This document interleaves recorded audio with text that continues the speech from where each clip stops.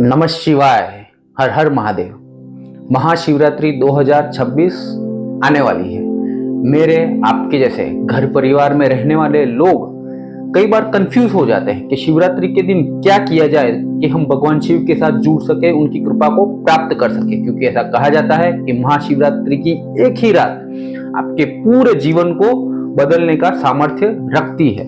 लेकिन कई बार हम कंफ्यूज हो जाते हैं कि क्या किया जाए कि हम वो कृपा को प्राप्त कर सकते हैं, वो ऊर्जा को अनुभव कर सकते हैं। ऐसा भी कहा जाता है कि उस पर्टिकुलर रात, शिवरात्रि वाली जो रात है, उस दिन ऊर्जा का प्रवाह नीचे से ऊपर की ओर होता है, तो आपकी कॉन्शियसनेस भी ऊपर उस दिन उठ सकती है। लेकिन सवाल यही उठता है कि क्या साधना, कौन सा मार्ग अपनाया जाए।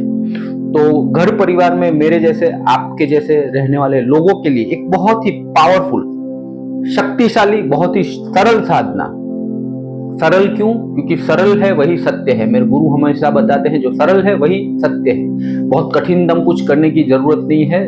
बहुत ही सरल एवं शक्तिशाली ध्यान साधना विधि आपके साथ आज शेयर कर रहा हूं, जो मैंने अपने गुरु के पास से सीखी थी, वो आपके साथ शेयर कर रहा हूं। और ये साधना आप लाइफ टाइम भी कर सकते हो। शिवरात्रि वाले दिन तो करना ही करना, लेकिन लाइफ टाइम भी शिव साधना, अगर आप शिव भक्त हो तो ये साधना जीवन भर एवरीडे कर सकते हैं। महाशिवरात्रि सभी शिव भक्तों के लिए, सभी शिव साधकों के लिए बहुत ही ऑस्पिशियस दिन होता है। उस दिन ध्यान साधना संकीर्तन करने को कहा जाता है और रात भर जगराता है, जगने के लिए कहा जाता है। तो आज जो मैं साधना आपके साथ शेयर कर रहा हूं वो 3 स्टेप में होगी। 3 स्टेप आपको करने हैं और वो साधना बहुत ही इजीली, आसानी से आप कर पाओगे। अगर ये साधना आप जीवन भर भी करना चाहते हो तो प्रतिदिन मॉर्निंग में उठते के साथ ही कम से कम 20 मिनट के लिए इसको एक रूटीन बना लेना। कम से कम 20 मिनट के लिए ये साधना एवरीडे आपको करनी है। आप देखोगे आपके जीवन में, भौतिक जीवन में, आध्यात्मिक जीवन में सुखद बदलाव एक आप पाओगे, जो जीवन में परिवर्तन, आप पॉजिटिव ट्रांसफॉर्मेशन ये साधना करने के बाद आपको नजर आएगा। हो सके तो शिवरात्रि वाले दिन उपवास रखना, हो सके तो कोई हल्का फलाहार या फिर फ्रूट हो गए, दूध हो गया, इसके ऊपर रहने का प्रयास करना। तो साधना बहुत ही इजीली आप कर पाओगे, रात को जग पाओगे।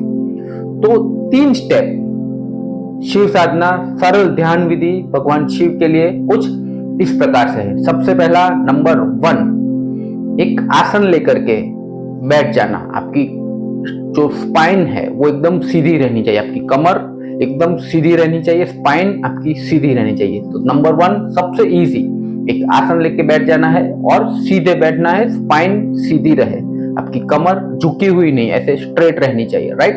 तो this is the step number 1। Step number 2, आपको अपनी ब्रेथ के साथ, आपकी श्वास के साथ ओम नमः शिवाय मंत्र को जोड़ देना है। आपको इनहेल करना है विद द मंत्र ओम नमः शिवाय एंड आपको एक्सहेल करना है विद द मंत्र ओम नमः शिवाय। से फॉर एग्जांपल आप इनहेल करोगे, इनहेल किया तो मंत्र अंदर जाएगा ओम नमः शिवाय, उसकी वाइब्रेशन आपको अंदर फील करनी है।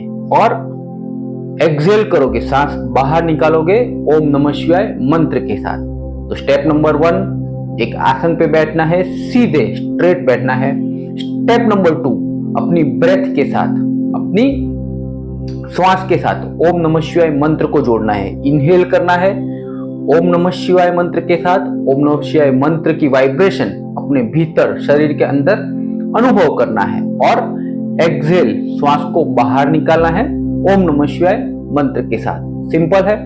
नाउ स्टेप नंबर 3, इसमें आपको कुछ करना नहीं है, लेकिन जब आप श्वास अंदर लेते हो, क्योंकि साधना में, किसी भी ध्यान विधि में, साधना विधि में कहा जाता है आपके भाव, आपके इंटेंशन सर्वोपरि है, हर चीज तेरा भाव रे। तो आपके भाव, कभी भी भगवान शिव की या कोई भी भगवान की साधना करते हो, आपके भाव, आपके उसके साथ जुड़ना बहुत ही जरूरी है, नहीं तो मैकेनिकल हो जाती है कोई भी साधना।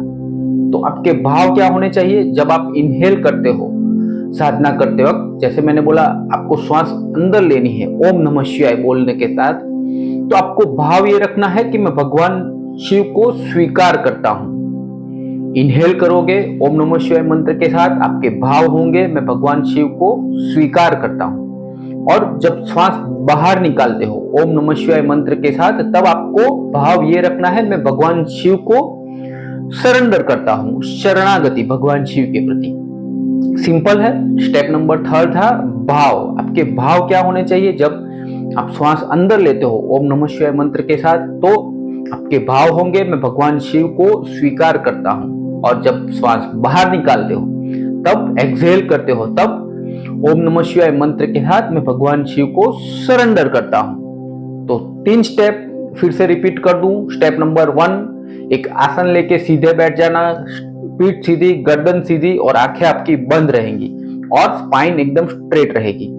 स्टेप नंबर 2, आपको ओम नमः शिवाय मंत्र को अपनी ब्रेथ के साथ, अपनी श्वास के साथ जोड़ना है। इनहेल करोगे ओम नमः शिवाय मंत्र के साथ, एक्सहेल करोगे, श्वास बाहर निकालोगे ओम नमः शिवाय मंत्र के साथ। धीरे धीरे करना। ओम नमः शिवाय जैसे माला कर रहे हो वैसे नहीं, बहुत ही धीरे से और प्यार से ओम नमः शिवाय इनहेल करना है, एक्सहेल करना है विद द मंत्र ओम नमः शिवाय। एंड स्टेप नंबर 3, आपके भाव, आपके विचार पॉजिटिव रहेंगे। जब आप श्वास के साथ भगवान शिव का नाम जोड़ते हो तो आप इनहेल करोगे, तब भगवान शिव को मैं स्वीकार करता हूं। जब श्वास बाहर निकालते हो तब आपका भाव ये होगा मैं भगवान शिव को सरेंडर करता हूं। तो this are the 3 step. Very simple but powerful साधना। अगर आप शिवरात्रि वाले दिन और रात को भी, पूरी रात अगर ये साधना करते हो, ध्यान विधि से करते हो, तो डेफिनेटली आप अपने जीवन में एक पॉजिटिव चेंज पाओगे। एक गहरे ध्यान की आपको अनुभूति होगी, एक गहरे भाव की आपको अनुभूति इस साधना को, इस ध्यान विधि को करने से होगी। और इस ध्यान को अपने जीवन में अपना लेना। एक दिन के लिए ही क्यों, पूरे जीवन भर ये ध्यान आप कर सकते हो। इसके लिए ना ही कोई गुरु की जरूरत है, ना ही कोई मंत्र दीक्षा की जरूरत है, कुछ भी नहीं। आप सरलतम ये साधना, ये ध्यान घर बैठे कर सकते हो, प्रतिदिन कर सकते हो। एक पॉजिटिव चेंज, एक पॉजिटिव ट्रांसफॉर्मेशन ये ध्यान विधि करने से आपके जीवन में आएगा, ये मैं पूरा विश्वास के साथ कह सकता हूँ। तो शिवरात्रि आ रही है। अगर शिव भक्त हो, शिव साधना करने चाहते हो, तो ज्यादा कंफ्यूज होने की जरूरत नहीं है। जो सरल है वही सत्य है, जो जैसे मैंने बताया। तो ये सरलतम ध्यान विधि आप जीवन भर अपने जीवन में अपना लेना। भौतिक और आध्यात्मिक दोनों जीवन में आप पॉजिटिव चेंज जरूर से पाओगे। आज के लिए बस इतना ही। मिलते हैं नेक्स्ट वीडियो में। तब तक के लिए अंकित झा साइनिंग ऑफ। नमः शिवाय। हर हर महादेव।